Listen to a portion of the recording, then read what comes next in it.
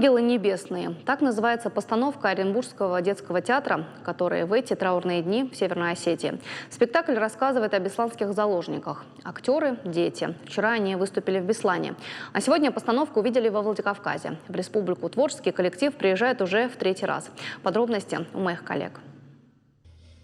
У 8-летней Тани Техтецовой сложная и трагическая роль. Она играет заложницу, признается, постаралась пропустить всю боль бесланских событий через себя.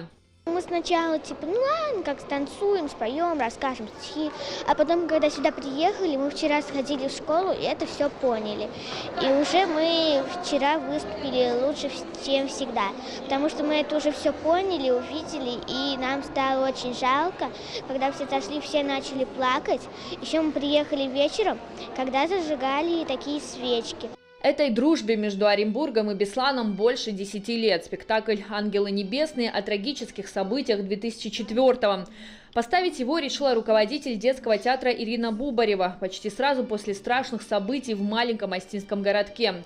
Выступали с ним на самых разных подмостках по всей России. Потом на некоторое время спектакль приостановили. Но 4 года назад сын Ирины, Владимир Бубарев, решил, нужно возрождать традицию. Многое еще было мне непонятно тогда.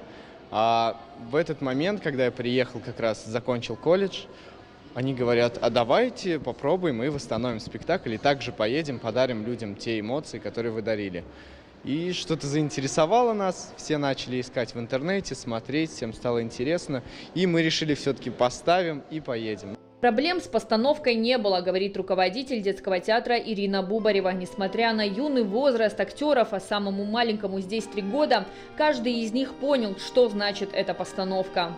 Сами дети, они с удовольствием это делают, им это очень нравится, потому что каждый из детей считает, что он вносит что-то очень большое и важное, что он несет людям добро, несет людям, наверное, хочет научить людей, чтобы они ценили то, что имеют. Оренбургский детский театр в Северной Осетии уже 3-й раз. Накануне спектакль показали и в Беслане. Юные актеры собрали полный зал зрителей.